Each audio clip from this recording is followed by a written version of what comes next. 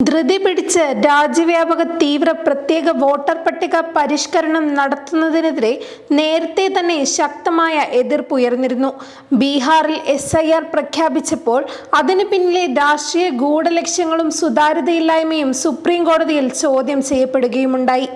അതിൽ പരമോന്നത കോടതി അന്തിമ തീർപ്പ് കൽപ്പിക്കാനിരിക്കെയാണ് 12 സംസ്ഥാന കേന്ദ്രഭരണ പ്രദേശങ്ങളിൽ കൂടി SIR നടപ്പിലാക്കുമെന്ന കേന്ദ്ര തെരഞ്ഞെടുപ്പ് കമ്മീഷന്റെ പ്രഖ്യാപനമുണ്ടായത്. തദ്ദേശ സ്വയംഭരണ സ്ഥാപന തെരഞ്ഞെടുപ്പ് നടക്കുന്ന കേരളം കൂടി അതിൽ ഉൾപ്പെട്ടപ്പോൾ പൗരത്വ പരിശോധനയുമായി ബന്ധപ്പെട്ട കാരണം ചൂണ്ടിക്കാട്ടി BJP ഭരിക്കുന്ന അസമിനെ ഒഴിവാക്കിയതിലൂടെ SIRൽ ECIയുടെ പക്ഷപാതിത്വം വ്യക്തമായതാണ്.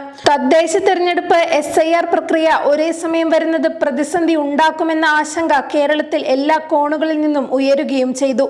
SIR നീട്ടിവെക്കണമെന്ന് സംസ്ഥാന നിയമസഭ ഒറ്റക്കെട്ടായും സംസ്ഥാനത്തെ മുഖ്യ തെരഞ്ഞെടുപ്പ് ഓഫീസർ ഒന്നിലധികം തവണ വിളിച്ചു ചേർത്ത രാഷ്ട്രീയ പാർട്ടി യോഗത്തിലും ആവശ്യമുന്നയിച്ചിരുന്നു.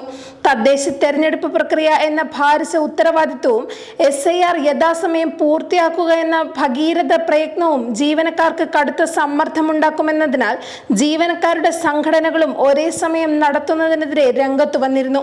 എന്നാൽ അതൊന്നും ചെവിക്കൊള്ളാതെ മുന്നോട്ട് പോവുകയായിരുന്നു ECI. രണ്ടും ഒരേ സമയം നടത്തുന്നത് മാത്രമല്ല, ചുരുങ്ങിയ കാലയളവിനുള്ളിൽ SIR പൂർത്തിയാക്കുക എന്നതും കടുത്ത സമ്മർദ്ദമുണ്ടാക്കിയെന്നാണ് കേരളത്തിലും രാജസ്ഥാനിലും 2 ജീവനക്കാർ ആത്മാഹുതി ചെയ്തതിലൂടെ വ്യക്തമാകുന്നത്. കണ്ണൂർ പയ്യന്നൂർ ഏറ്റുകുടുക്ക സ്വദേശിയും രാമന്തള്ളി കുന്നരു AUP സ്കൂളിലെ ഓഫീസ് അറ്റൻഡന്റുമായ അനീഷ് ജോർജാണ് ആത്മഹത്യ ചെയ്തവരിൽ ഒരാൾ. പയ്യന്നൂർ നഗരസഭ 18-ാം വാർഡിലെ ബൂത്തിൽ SIR ചുമതലക്കാരനായിരുന്ന ബൂത്ത് ലെവൽ ഓഫീസറായിരുന്ന അനീഷ് ജോലി സമ്മർദ്ദം താങ്ങാനാകുന്നില്ലെന്ന് പറഞ്ഞിരുന്നതായി കുടുംബാംഗങ്ങളും സുഹൃത്തുക്കളും വെളിപ്പെടുത്തുകയും ചെയ്തിരുന്നു. സമാനമായ മറ്റൊരു സംഭവത്തിൽ രാജസ്ഥാനിലെ നഹ്രി കാബാസിൽ അധ്യാപകനും BLOയുമായ മുകേഷ് ജംഗീത് ആണ് ആത്മഹത്യ ചെയ്തത്. SIR ജോലികളുടെ സമ്മർദ്ദം കാരണമെന്ന് ആത്മഹത്യക്കുറിപ്പ് എഴുതിവെച്ചാണ് ജംഗീത് ജീവനൊടുക്കിയത്.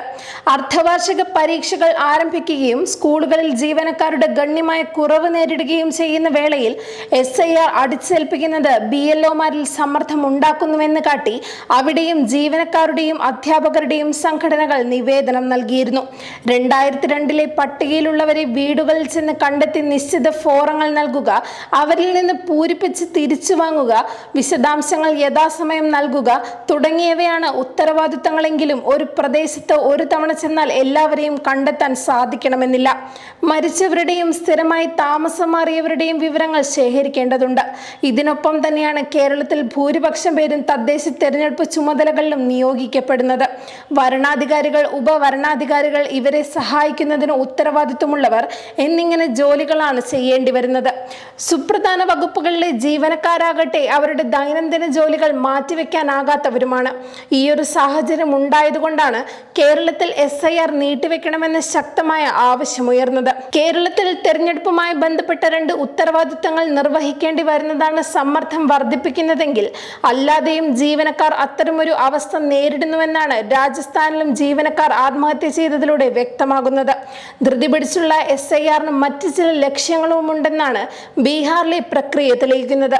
കുറെ പേരെ ഒഴിവാക്കുകയും കൂട്ടിച്ചേർക്കുകയും മാത്രമല്ല, അന്തിമ പട്ടിക പ്രസിദ്ധീകരിച്ച ശേഷവും വോട്ടെടുപ്പിനുമിടയിൽ 3 ലക്ഷത്തോളം അധികരിച്ചതും SIR എന്ന പ്രക്രിയയെ സംശയാസ്പദവും ദുരൂഹവുമാക്കിയിരിക്കുകയാണ്. അത്തരമൊരു പശ്ചാത്തലത്തിലാണ് തെരഞ്ഞെടുപ്പ് നടക്കാനിരിക്കുന്ന 5-ൽ BJP തനിച്ച് ഭരിക്കുന്ന അസമിനെ മാത്രം ഒഴിവാക്കി 4-ഇടത്തുൾപ്പെടെ SIR നടത്തുന്നതെന്നത് തെരഞ്ഞെടുപ്പ് കമ്മീഷന് പക്ഷപാതിയുടെയല്ല, ജനാധിപത്യത്തെ കൊല ചെയ്യുന്ന കുറ്റവാളിയുടെ മുഖച്ഛായയാണ് നൽകുന്നത്. 2 ആത്മഹത്യകളുടെ പശ്ചാത്തലത്തിലെങ്കിലും പ്രക്രിയ മാറ്റിവെച്ച് ആവശ്യമായ സമയപരിമിതി നൽകിയും സത്യസന്ധവും സുതാര്യവുമാണെന്ന് ബോധ്യപ്പെടുത്തിയും എല്ലാവരെയും വിശ്വാസത്തിലെടുത്തും SIR നടത്തുന്നതിന് സമയക്രമം പുനഃക്രമീകരിച്ച് ഇനിയും ആത്മഹത്യകൾ നടക്കുന്നത് ഒഴിവാക്കുന്നതിന് ECI സന്നദ്ധമാകണം.